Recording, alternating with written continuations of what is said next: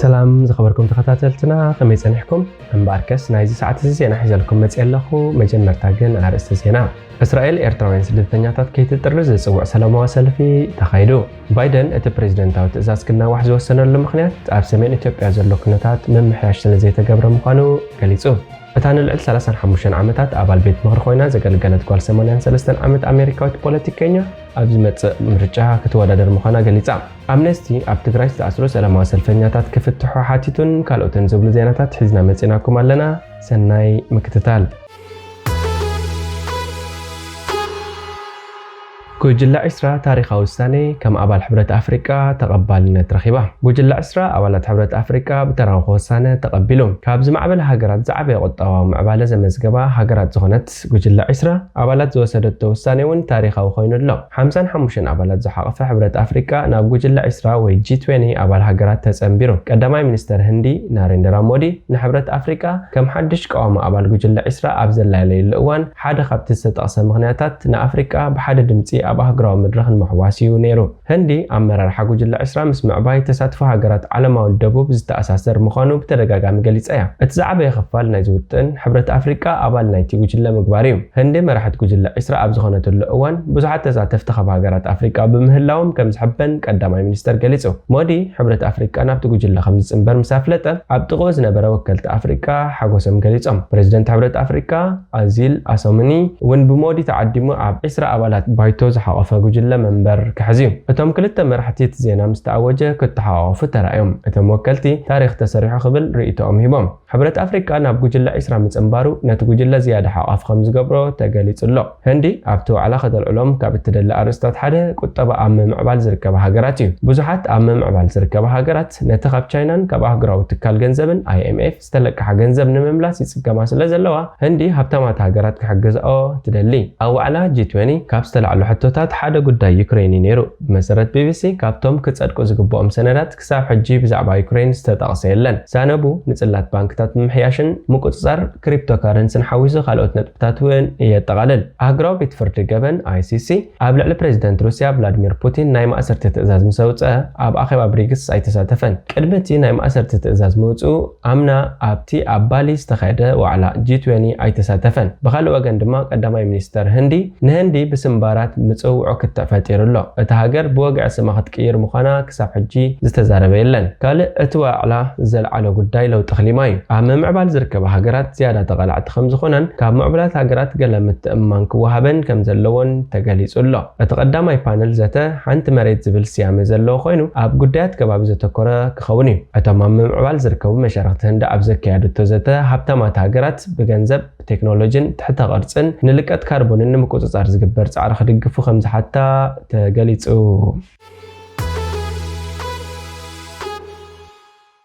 إسرائيل إيرتراويان سدتنياتات كي تترز تصوع سلاموا سلف تقايدو إسرائيل أبتي أبز حلفة سومن استفتر عقرقر بستتحاز إيرتراويان سدتنياتات كي تسوقو تصوع سلاموا سلفي أب لندن تقايدو أتي بإيرتراويان تقامت منغستس تودب سلفي إسرائيل علم لخاو علات حلوة سدتنياتات كتخبر تصوع له أبت أفيت أب لندن زركب إمباسي تحقر تخايد سلفي إتم حتى التعوبان بهاجرهم تتمليسهم نما أسرتي زي سبقوا التحازا كمون حدا قموت كقالوا خمس خلو تم سلفنياتات أنقيقهم منغست إسرائيل متراز بمونصاف قلولاو مثل علوي كوميشنر سدتنياتات حبرات هاجرات بمتحبار كفتحون محصان يبل بسم منقسقاس حبراو متحجاز إيرتراويان فتحي زواص مغلصي إيرتراويان بسنك خبيد مغاسبقا مسلاتيوم عدوم قديفهم زهادمو زلو حبرات هاجرات 1951 كم زفرمتلو متن نإيرتراويان سدتنياتات حال وقت قبرلهم تثبيت يقبرلا سلفنياتات بصنوع حلوة بوليس تسنيوم نابيت صحفت قداماي مينستر بريطانيا داوتين ستريت 10 بمخادون تمساسل مصوع تقريبهم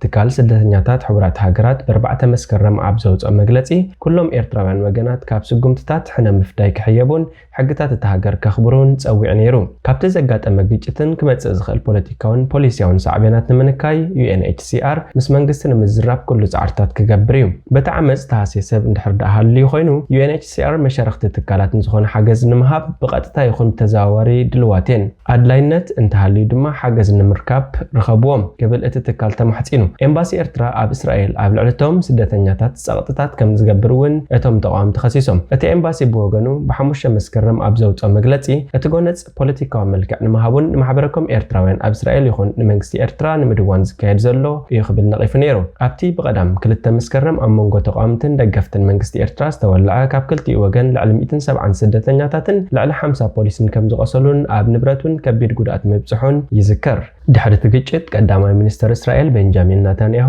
ቀይሕ መስመር ተጣሒሱ ብምባል ኣብቲ ግጭት ዝተሳተፉ ኤርትራውያንን ካልኦት ዘይሕጋውያን ኣፍሪቃውያንን ናብ ሃገሮም ክጥረዙ ምዃኖም ኣጠንቂቑ ነይሩ ኣብቲ ዘቐምናዮ ካቢነ ሚኒስትራት ኣብቲ ግጭት ዝተሳተፉ 1,000 ደገፍቲ እቲ ስርዓት ንምስጓግ ዘጠቓልል ስጉምትታት ክውሰድ ሓቲትና ኣለና ደገፍቲ እቲ ስርዓት ንሕና ስደተኛታት ኢና ክብሉ ኣይክእሉን እዮም እንተዳ ደጊፎም ናብ ሃገሮም ክምለሱ ይኽእሉ እዮም ክብል ተዛሪቡ ኣብቲ ኣብ ከተማ ተልኣቪቭ ኣብ መንጎ ኤርትራውያን ደገፍትን ተቃዋምትን እቲ ስርዓት ዝተኻየደ ናዕቢ ኢድ ኣለዎም ተባሂሎም ተጠርጠሩ ሰባት ይእሰሩ ከም ዘለው ማዕከናት ዜና እስራኤል ይገልጻ ኣለዋ ነዚ ናይ ቀዳም ፍጻሜ ኣመልኪቱ ብ5 መስከረም ዝወፀ መግለጽ መንግስቲ ኤርትራ ተፍጻሜ ፋይዳ ዘይብሉ ከንቱ ሽርሒው ከምኡን ሞሳድ ዝርከቦም ዓበይቲ ትካላት ስለያ ብምኽተ ህዝቢ ኤርትራ ሰንቢዶም ብዕማኹ ሃሱሳት አንጻር ዝሃንደስዎ ክብል ነቲ ግጭት ገሊጽዎም ኣብ ወፃኢ ሃገራት ዝነብሩ ኤርትራውያን ግን አንጻር ስርዓት ፕሬዚደንት ኢሳያስ ኣፈወርቂ ፖለቲካዊ ንጥፈታትን ሰላማዊ ሰልፍታትን ከካይዱ ጸኒሖም ኣለዉ ሃገራዊ ቅዋም ክትግበር ንሓይልና ኣሱራት ክፍትሑ ፖለቲካዊ ተጻዋርነት ክህሉ ጠንቂ ስደት ብዙሓት መንእሰያት ዝኾነ ደረት ኣልቦ ወታደራዊ ኣገልግሎት ከብቃዕ ዝብሉ ጠለባት ያቕርቡ ኣብ ስልጣን ዘሎ ፕሬዚደንት ኢሳያስ ኣፈወርቂ ንተቃዋምቱ ብምእሳርን ብምስዳድን ነቲ ሃገር ብዘይቅዋምን ሃገራዊ ምርጫን ካብ 1991 ጀሚሩ ይመርሓሎም ብኣማይታ ሸሓት ዝቆጸሩ ኤርትራውያን ብሰንኪ ትግዱድ ወታደራዊ ኣገልግሎት ምግሃስ መሰላትን ናብ ስደት ክውሕዙ ምጽንሖም ይፍለጥ ኣምነስቲ ኣብ ትግራይ ዝተኣስሩ ሰላማዊ ሰልፈኛታት ክፍትሑ ሓቲቱ ዓለም ለኸ ተጠባቂ ሰብኣዊ መሰላት ኣምነስቲ ኣብ ትግራይ ጠለቦም ዘስምዑ ሰላማዊ ሰልፈኛታት ተኣሲሮምን ተሃሪሞምን ዝብል ጸብጻባት ከም ዘሻቀሎ ኣፍሊጡ ኣምነስቲ ትማሊ ኦግመንት 3 2015 ዓመተ ምህረት ግዝ ኣብ ዘውፅኦ መግለጺ ፍትሕን ተሓታትነትን ሓዊሱ 38 ጠለባት ሒዞም ንሰላማዊ ሰልፊ ዝወጹ ነበርቲ ኣብ ትሕቲ ቀይዲ ከም ዝኣተው ከም ዝተቐጥቀጡን ከም ዝተፈራርሑን ገሊጹ ኣምነስቲ ግዜያዊ ሰበስልጣን ክልል ትግራይ ነቶም ካብ ሰሉስ ጀሚሮም ኣብ ማእሰርቲ ዝጸንሑ ሰላማዊ ሰልፈኛታት ብቕልጡፍ ክፈትሖም ኣዚዙ ሓይልታት ጸጥታ ነቲ ሰልፊ ሓይልን ምምታን ከም ዝፈተኑን ካብ ሰበስልጣን ክልል ፍቃድ ዘይረኸበ ህዝባዊ ሰልፊ ሲዕቡ ኣማይት ሰባት ከም ዝተኣስሩን ቢቢሲ ካብ ነበርቲ ሰሚዖም መራሕቲ ተቃዋምቲ ውድባት መምህራን ዩኒቨርሲቲ መቐለን ካልኦት ደለይቲ ፍትሒ ማሕበረሰብን ኣባላትን እውን ኣብ ቀይዲ ከም ዝኣተው ተሓቢሩሎ ኣምነስቲ ትማሊ ኣብ ዝሃቦ መግለጺ ሰበስልጣን ኣብ ልዕልቶም ሰልፈኛታት ዝጥሕሱ ሓይልታት ጸጥታ መርመራ ክኸፍት ሓቲቱ ግዜያውን ሰበስልጣን ክልል ትግራይ ነበርቲ ትኽልል ሓሳቦም ብናጽነት ክገልጹን ክውደቡን ዘለዎም መሰል ከኽብሩ ኣለዎም እዚ ብፍላይ ካብ ኣዕናዊ ግጭት ንዝወፅእ ዞባ መሰረታዊ እዩ ክብል ኣብ ዘውፅኦ መግለጺ ሓቢሩ ተቃዋምቲ ውድባት ሳልሳይ ትዋነን ባይቶናን ትግራይ ሓርነትን ኣብ ትግራይ ሱርበት ተኻው ለውጢ ንምምጻእ ሰልፊ ንምክያድ ዘቕረቡ ሕቶ ግዜያዊ ምሕዳር ነጺጉ ግዜያዊ ምሕዳር ስክፍታታት ጸጥታን ድሕነትን ሓዊሱ ህዝባዊ ሰልፍታት ትኽክለኛ ግዜ ከም ዘይኮነ ገሊጹ ሓይላት ጸጥታ ነቲ ሰላማዊ ሰልፊ ዋላ እኳ ካብ ሰበስልጣን ፍቃድ ተዘይረኸበ ኣብቲ ዝተመደበሉ መዓልቲ ምስ ተኻየደ መግረፍ ተሓዊሱ ሓይሊ ብምጥቃም ክብትኖ ፈቲኑ ተቃዋምቲ ውድባት ንሰለስተ መዓልትታት ዝጸውዐ ህዝባዊ ተቃውሞ ሲዕቡ ኣብ መቐለ ንጥፈታት ንግዲ ደው ኢሉ ኣብ ዝቐረበ እዋን ግዜያዊ ኣመሓዳሪ ትኽልል ኣቶ ጌታቸው ረዳ ኣብ ዝሃቦ መግለጺ ሰላማዊ ሰልፊ ምፍቃድ ወይ ምኽልካል ዝበሃል ከምዘየለ ምስ መራሕቲ ውድባት ተሰማሚዕና ኣለና ይኹን እምበር እቲ ሰልፊ ዝካየደሉ ቦታ ምውሳን ናይተን ውድባት ሓላፍነት ኣይኮነን ኢሉ ሕጋዊ መሰረቶም ብዝምልከት ኣብ ክርክር ከይኣቱ ኢና ገዲፍናዮ ዘለና እዞም ውድባት ብመሰረት እቲ ሕጂ ዘሎ ሕጊ ቦርድ መረፃ ናይ ገዛእ ኣኼባ ካብ ምጽዋዕ እንተዘይኮይኑ ኣብ ቅድሚ ህዝቢ ሰልፊ ናይ ምጽዋዕ መሰል የብሎምን ኢሉ ባይደን እቲ ፕሬዝደንታዊ ትእዛዝ ክናዋሕ ዝወሰነሉ ምኽንያት ኣብ ሰሜን ኢትዮጵያ ዘሎ ኩነታት ምምሕያሽ ስለዘይተገብረ ምዃኑ ገሊጹ ፕሬዝደንት ኣሜሪካ ጆ ባይደን ኣብ ሰሜን ኢትዮጵያ ኣብ ጸጥታዊ ኩነታት ምምሕያሽ ስለዘይተረኣየ ነቲ ኣቐዲሙ ዝጸንሐ ፕሬዝደንታዊ ትእዛዝ ብሓደ ዓመት ክናዋሕ ወሲኑ ፕሬዝደንት ዳርጋ ቅድሚ 2 ዓመት ኣብ መስከረም 7 2014 ዓመተ ምህረት ግእዝ ኣብ ሰሜን ኢትዮጵያ ኣብ ዝተኻየደ ኩናት ጥሕሰት ፈጺሞም ዝበሃሉ ውልቀ ሰባትን ትካላትን እገዳ ክግበር ፕሬዝደንታዊ ትእዛዝ ኣውፅዩ እዚ ፕሬዝደንታዊ ትእዛዝ ኣብ ልዕሊ መንግስቲ ኢትዮጵያ መንግስቲ ኤርትራ ምምሕዳር ክልል ኣምሓራን ኣብ ሰሜን ኢትዮጵያ ኣብ ኩናት ዝተሳተፉ ኣባላት ግደፍን እገዳ ምግባር የፍቅድ ኣብ ልዕልቶም ንጸጥታ ኢትዮጵያ ስጋት ዝፈጠሩ ኣብ ምንዋሕቲ ኩናት ኣበርክቶ ዝገበሩ ሰብኣዊ ሓገዝ ንኸይርከብ ዝዓንቀፉ ገሰት ሰብኣዊ መሰላት ዝፈጸሙ ተኽሲ ደው ምባል ንምዕዋት ዝዓንቀፉ ኣብቲ ኩናት ንዝነበሩ ሰላማውያን ሰባት ዕላማ ዝገበሩን ካልኦትን እገዳ ምግባር የፍቅድ ፕሬዝደንት ትማሊ ሐሙስ 2/2015 ዓመተ ምህረት ገዝ ኣብ መግለጺኡ ሁሉ ኩነታት ሰሜን ኢትዮጵያ ንሰላም ድሕነትን ምርግጋእን ሃገር መላእ ቅርን ኣፍሪቃ ኣፍሪቃን ስጋት ኮይኑ ይቕጽል ከም ዘሎን ንሃገራዊ ድሕነትን ፖሊሲ ወጻኢ ኣሜሪካን ኣብቲ ዞባ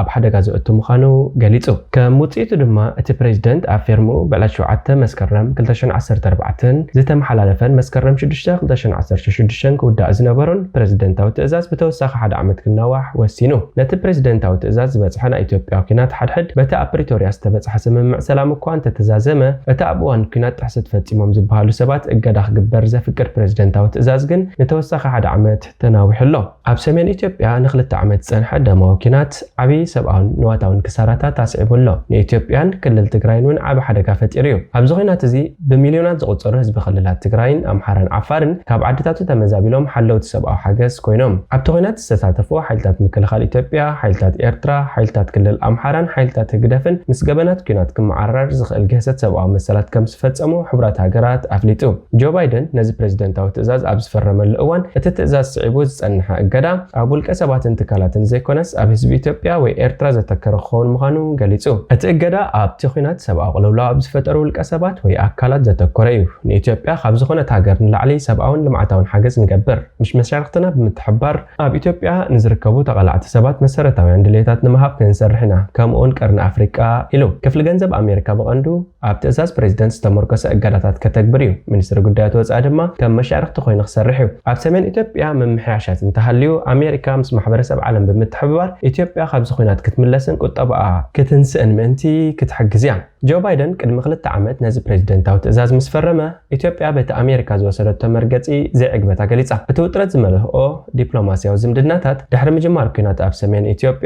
ኢትዮጵያ ምስ ምዕራባውያን ሃገራት ብፍላይ ድማ ምስ ኣሜሪካ ዘለዋ ዲፕሎማስያዊ ዝምድናታት ተጠናኺሩሎ ትእዛዝ ባይደን ስዒቡ ቀዳማይ ሚኒስትር አብይ ኣሕመድ ኣብ ዝጸሓፈ ቁሉዕ ደብዳቤ ኣብ ኢትዮጵያ ዘሎ ግጭት ብዝምልከት ኣሜሪካ ብዘለዋ መርገጺ ከም ዘይተሓጎሰ ገሊጹ ቀዳማይ ሚኒስትር ኣብ ዝጸሓፈ ደብዳቤ ነታ ንነዊሕ እዋን ዓርኪ ኢትዮጵያ ዝብላ ኣሜሪካ ብምንቃፍ ኣብ ዝድሕረዋይ እዋን ክትክተሎ ዝጸንሐት ፖሊሲ ዘገርም ጥራይ ዘይኮነስ ንሰብኣውነት ካብ ስክፍታ ንላዕሊ ምዃኑ ብንጹር እዩ ክብል ነቒፉ ኣሜሪካ ኣብ ሰሜን ኢትዮጵያ ኣብ ዝካየድ ዘሎ ኩናት ተሳተፍቲዮም እትብሎም ወተሃደራዊ መራሕትን ሰበስልጣንን ኢትዮጵያን ኤርትራን እገዳ ካብ ምግባር ብተወሳኺ ኢትዮጵያ ካብ ተጠቃምነት መደብ ንግዲ ኣሜሪካ ተሓሪማ ምህላዋ ዝዝከር እዩ ቅድሚ 2 ዓመት ኣቢሉ መንግስቲ ኣሜሪካ ኣብ ልዕሊ ሰበስልጣን ኢትዮጵያን ኤርትራን ወተሃደራውን ጸጥታውን ኣባላት ከምኡውን ሓይልታት ዞባ ኣምሓራን ኣባላት ህግደፍን ናይ ቪዛ እገዳ ኣንቢሩ ነይሩ ሚኒስትሪ ጉዳያት ወጻኢ ኣሜሪካ ኣብ ልዕሊቶም ውልቀ ሰባት እገዳ ምግባር ኣድላይ ዝኾነሉ ምኽንያት ኣሜሪካ ኣብ ዞባ ትግራይ ዘሎ ግጭት ደው ንምባልን ወተሃደራት ኤርትራ ካብቲ ዞባ ንምስሓብን ቀረብ ሰብኣዊ ሓገዛት ንምሕያሻትን ሓይልታት ንምምጻእን እትገብሮ ዘላ ጻዕሪ ስለ ዝኾነ እዩ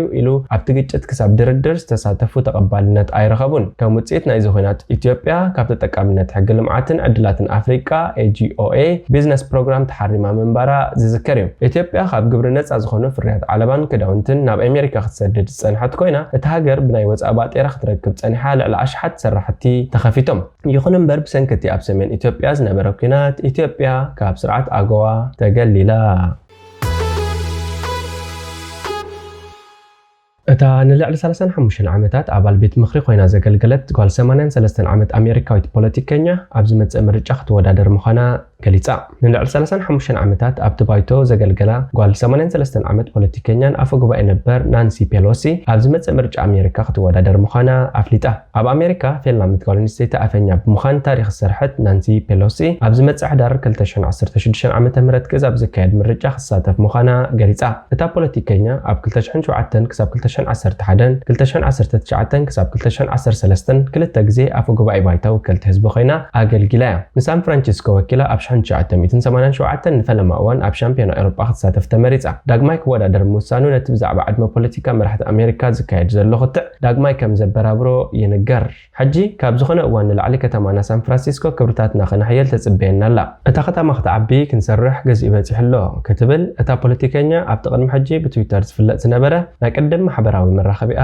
ገሊጻ ሃገርና ኣሜሪካ ንናጽነትን ፍትሕን ንኹሉ ደው ከም ዘብል ንዓለም ከተርእየሉ እዋን እዩ ስለዚ ድማየ ዳግማይ ንምርጫ ዝወዳደር ዘለኹ ድምፂ ክትቡኒ ብኣኽብሮት ሓትት ፈላሜቲ ጓል ኣንስተይቲ ኣፈ ጉባኤ ባይቶ ብምዃን ታሪኽ ዝሰርሐት ናንሲ ፔሎሲ ኣጀንዳ ብዙሓት ፕሬዚደንትታት ንቕድሚት ኣብ ምምጻእን ንምፍሻልን ዓቢ ተራ ከም ዝተጻወተት ይንገር ፕሬዚደንት ነበር ባራክ ኦባማ ኣብ ምሕላፍ እማመታት ክንክን ጥዕናን ናይ ሕጂ ፕሬዚደንት ባይደንን እማመታት ትሕተ ቅርጽን ለውጢ ኸሊማን ልዑል ኣበርክቶ ብምግባሮም እውን ተፈላጥነት ረኺቦም እዮም ብፍላይ ድማ ንፕሬዚደንት ኣሜሪካ ነበር ዶናልድ ትራምፕ ኣብ ስልጣን ኣብ ዝነበረሉ እዋን ብቐጥታ ብምብዳህ ይፍለጡ እቲ ፖለቲከኛ ተቃውሞኡ ጥራይ ዘይኮነስ ማርكስ ቅዳሕ ናይ ሓደ መግለጺኦም ውን ቀዲዶም ኣብ ዝሓለፈ ዓመት ኣብ ዝተኻየደ ምርጫ ሪፐብሊካን ብጸብቕ ፍልሊ ኣብ ላዕለዋይ ባይቶ ድሕሪ ምዕዋቶም እቲ ኣፈ ጉባኤ ካብ ስልጣኑ ከም ዝለቐቐ ዝዝከር እዩ ኬቪን ማካርቲ ውን ድሕሪ ነዊሕ መስርሕ ኣፈ ጉባኤ ኮይኑ ተኪእዎ እታ ፖለቲከኛ ካብ ስልጣን ክትወርድ ምውሳና ኣብ ዝመጽእ ዓመት ጥሮታ ክትወጽያ ዝብል ግምታት ኣስዒቡሎ ናንሲ ፔሎሲ ሕጹይነታ ብወግዒ ኣብ ናይ ቅድሚ ሕጂ ናይ ማሕበራዊ መራኸቢታት ገጻ ቅድሚ ምግላጻ ኣብ ናይ ቁርሲ መደብ ምስ ላዕለዎት ኣመኸርትን ተጣበቕቲ ሰብኣዊ መሰላትን ከም ዝተዘራረበት ይንገር እምበኣርከስ ዝኸበርኩም ተኸታተልትና ናይዚ ሰዓት እዚ ዜናዊ መሰናድኦና ኣብዚ ፍጸም ሓደሽ ዜናታት ንምክትታል ሰብስክራይብ ሼር ላይክ ኮሜንት ምግባር ኣይትረስዑ ኢኹም ሰላም